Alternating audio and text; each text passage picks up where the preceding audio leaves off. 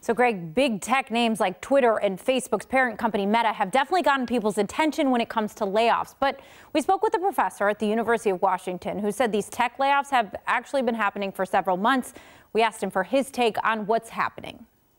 In a city surrounded by tech, news of mass layoffs at some of the biggest names in the business is bound to have a ripple effect. They might think that could never happen to me. I think now with the scale of Meta's announcement, many people in tech are wondering, will they get caught up in this next? Meta, Facebook's parent company, laid off 13% of its workforce Wednesday, 11,000 people. No word on how many of those are in Seattle. Last week, Twitter let go of roughly half of its team.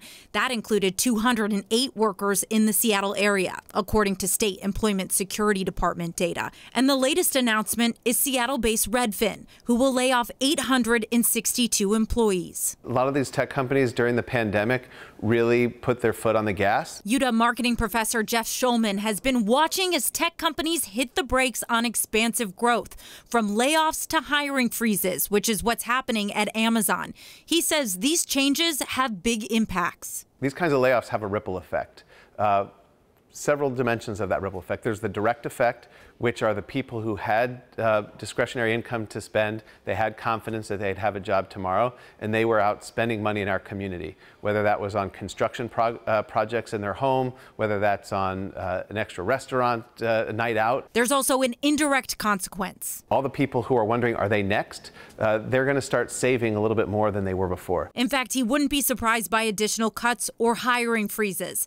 But in the long run, he says this tech city will bounce back. People want to live here, and that's going to still attract more people. It's going to attract more money, and the jobs will come.